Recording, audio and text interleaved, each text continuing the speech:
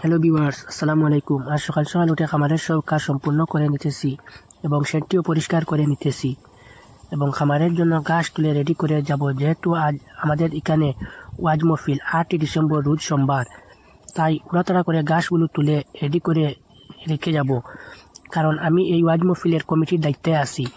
আমাদের এখানে ওয়াজ মহফিল সকাল 10 ঘটিকা হইতে প্রথম অধিবেশন শুরু হবে। আমাদের সবাই মক্তবের ছাত্রছাত্রীরা গজল পাঠ, কিরাওয়াত ইত্যাদি তিলাওয়াত করবে। আসর নামাজের পর সিন্নি বিতরণ করা হবে।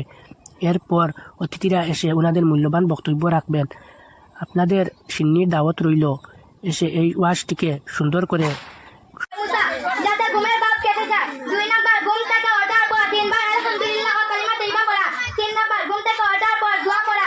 আচ্ছা করে বলে দেখি সাধারণ মুসলমানদের প্রতি চারটি অংশ বলো। এবং আমরা ভুল বাতি ক্ষমা। কিতাবুল কোন তাফসীর কিতাবুল কিতাব লগে লগে আল্লাহ বিসমিল্লাহ মান ধরে নামাজ পড়িয়া দিবা। বিসমিল্লাহ মান ধরে দিলে বলবো আমি কোরআন আয়াত, আমি কোরআন রঙ্গো, আমি কোরআন রঙ্গো মাল্লা আমার মাল্লা আল্লাহ দাইলেগা ভাই ঘুরে দিলেগো।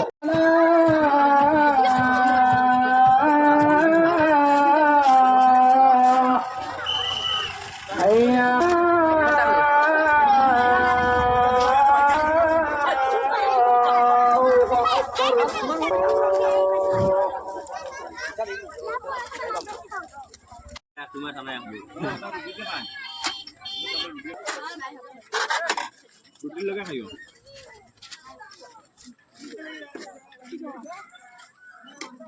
तुम्हारे देखने वाला दो तो साहबा আসুন, আমি ওয়াদা করলাম সুবহানাল্লাহ জান্নাতের টিকিট দিছেন আল্লাহর তরফ থেকে ঘোষণা তারা পাইছে, কিন্তু দুনিয়াতে কিন্তু এবার আগে কিতা আসলো অবস্থা।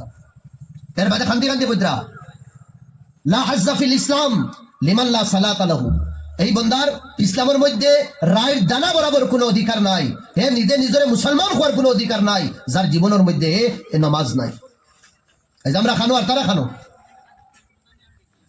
আল্লাহ আমরা ইউহি বানাইছে।